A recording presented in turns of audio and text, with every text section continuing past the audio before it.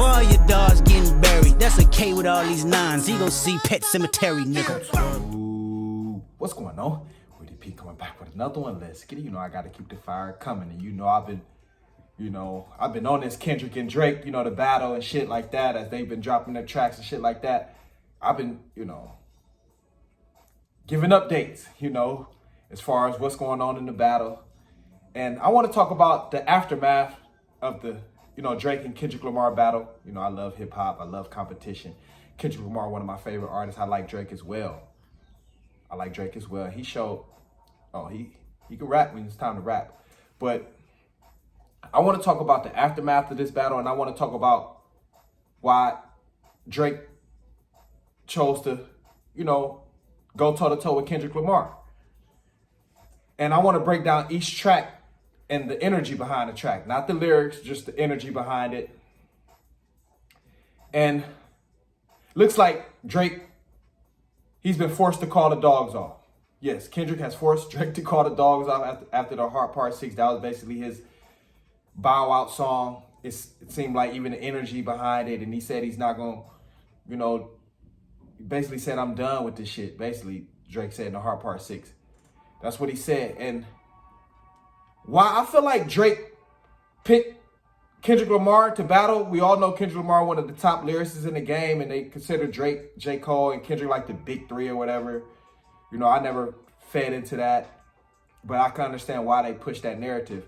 But I figured out why Drake, you know, decided to take on Kendrick one-on-one. And he kind of hinted at it in the Heart Part 6, because I'm big on like battling, art of war. I love that type of shit. When you got to use your brain, you got to, you know, outsmart your opponent. You got to, you know, get past your opponent. I love that type of shit because it forces you to think, and it forces you to, you know, be vulnerable and go into, you know, use certain skill sets you didn't know you had, shit like that. So I love battling and art of war, all shit like that. I love that. That's why I want to talk about the energy behind each diss track. And why I feel like Drake picked Kendrick, or not picked Kendrick, but why he took on Kendrick to battle, and he kind of hinted at it in the Heart Part 6. He said, man, it was nice for you to, you know, rap again and, you know, come outside, this and that. I think Drake, by him saying that, Drake thought Kendrick lost his passion for like real hip hop or something. Because, yeah, Mr. Morale was more of a monotone album. Kendrick didn't really show his like brash lyrical prowess on Mr. Morale.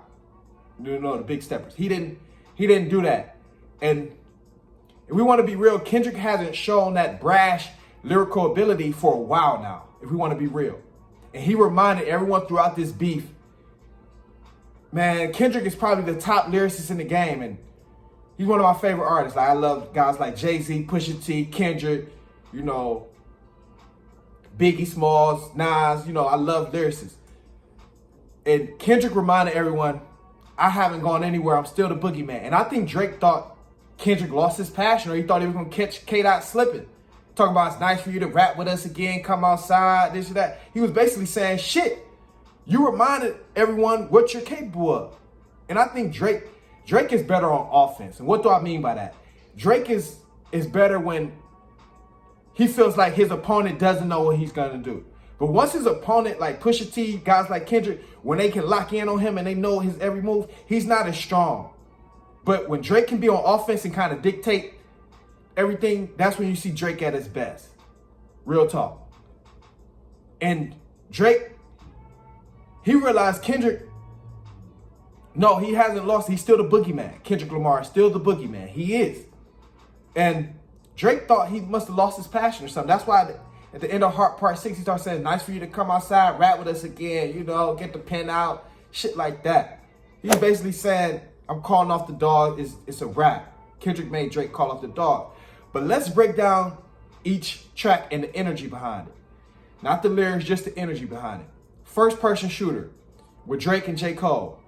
The energy behind that is Drake was basically saying, it's me and Cole at this point. Boy, you ain't even rapping like that. It's me and Cole.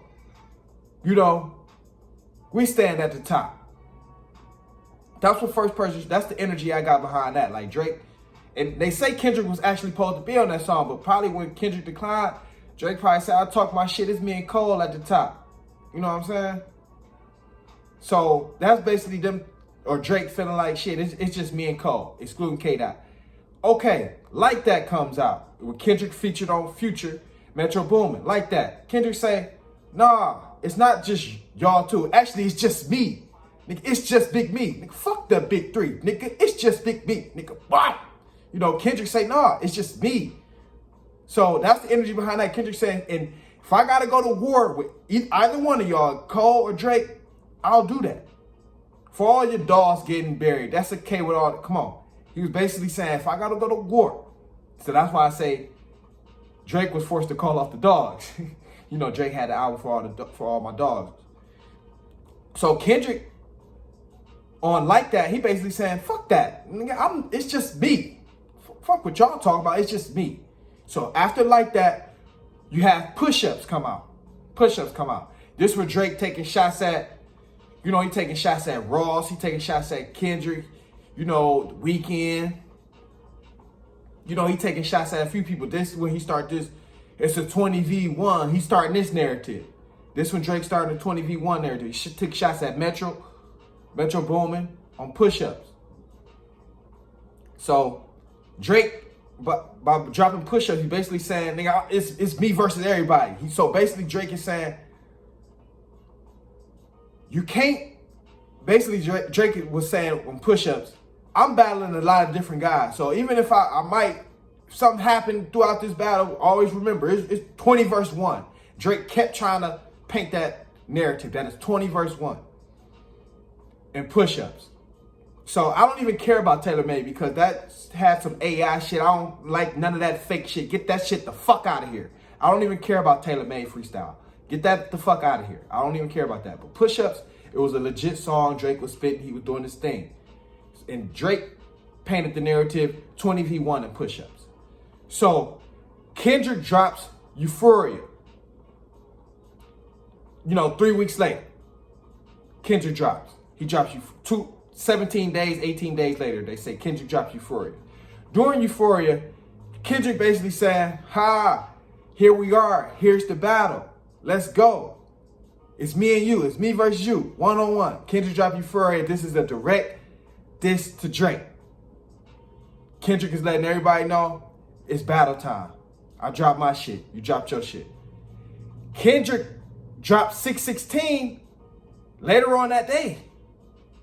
He dropped 616. And this was one of the deepest battle tracks, in my opinion. Because 616 in LA, Kendrick was basically praying to himself, I'm about to go into battle. The first 2 minutes of that song, he was basically praying to himself and basically saying, I'm about to expose the industry. I'm about to expose everything. Watch over me.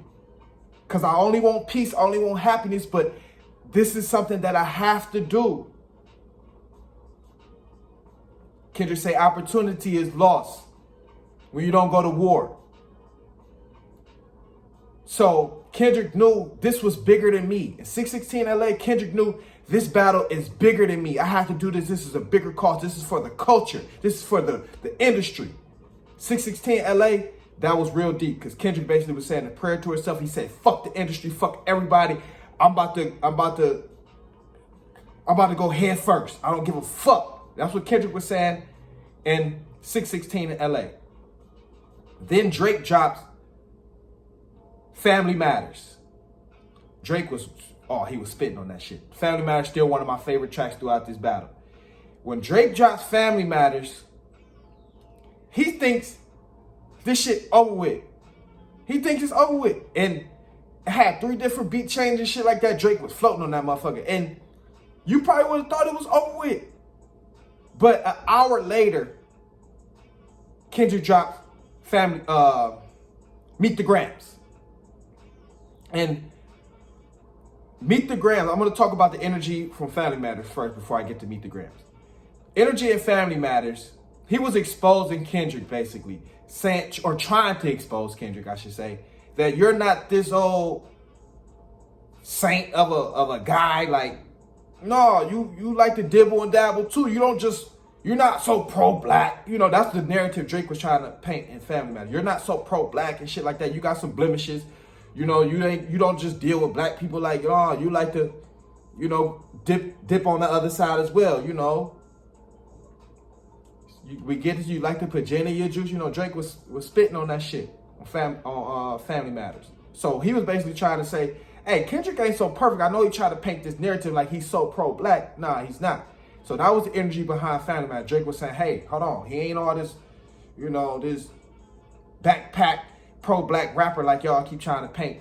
So Meet the Grams come out an hour later after Family Matters. And it's critical that he dropped Meet the Grams because Family Matters had that shit lasted for 24 hours without Kendrick dropping shit, or even 12 hours, Kendrick would have been on, who knows how that could have went. Because we know you got to stop Drake train and his hype before it get going, before his shit get going. Once it get rolling and it get to the clubs and all the fans get behind it, it's tough. You be done. So the best move Kendrick did throughout this entire battle was drop Meet the Grams an hour after Family Matters. Because even if it wasn't better, it took attention off of Family Matters. It did. And it forced you to listen to Meet the Grams. It did. And Meet the Grams was one of the more scathing, diabolical diss tracks you'll ever hear. He wished death on Drake. I thought Pusha T, which is, you know, like one of my favorite rappers as well with Kendrick, I thought he was dark. Kendrick is dark. To me, Kendrick is like a real dark rapper that to try to be in the light. Like, if it was up to Kendrick, he would be this dark rapper. Like, if it was up to Kendrick. But he wants to rap about other things and push the culture. But if it was just simply up to Kendrick, the way he took this battle on, this motherfucker's a dark artist, man. Kendrick Lamar. Like, and throughout this battle, Kendrick Lamar did not waste a fucking bar. He didn't waste a bar. And Kendrick, one of my favorite artists, and I still can't predict his rhyme scheme because this motherfucker can put words together like shit. You know how some rappers you listen to so much, you can kind of predict their rhyme scheme, or you kind of get used to their rhyme scheme, and you can kind of, sometimes you can fill in a word that you feel like they might say, or you can predict the word that they might say. None of that with Kendrick. This motherfucker got, I ain't gonna say they be run on sentences, but he just be rapping like, he don't stop. Like, he don't stop. His cadence is crazy. He got so many different flows, Kendrick Lamar. He does. His cadence is crazy. So Meet the Grams, one of the most scathing, diabolical diss tracks. He was basically saying, I know you personally. That was the energy behind that. I know you and your family personally, and I know your parents, and I know why Drake is who he is. That's what Kendrick was doing. He's saying, I'm close to you, basically, and Meet the Grams. And that's why he named it Meet the Grams. After Family Matters, Meet the Grams, letting them know I'm in your circle. I know what's going on. So after that, Kendrick dropped Not Like Us. Oh, after the funeral track, he gotta have the dancing track. Oh, They Not Like Us. All in the clubs, man. Flow. He basically, the energy behind this, he basically clowning on Drake. Basically, no, he got it won, got it sewn up. He know it at this point. Not Like Us. Oh, he talking this shit, but he being clever with it too. He basically clowning on them. All these diss tracks had different energy behind it. Like Meet the Grams, it was more like, nigga, I know you. I know your family.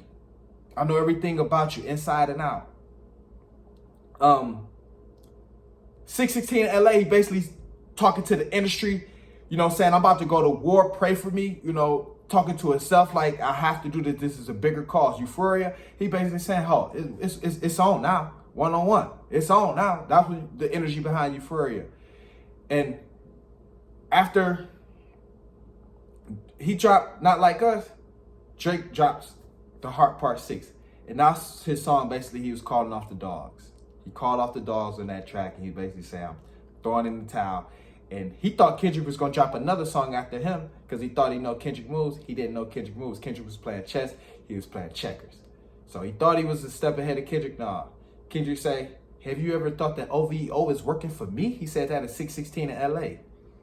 So Kendrick, he knows something. But that was the energy behind the tracks, in my opinion, that I felt of the direction these artists were heading at, you know. But like I say, I love battle. I love, you know, battle on wax. You know, Kendrick, one of my favorite artists. I like Drake as well.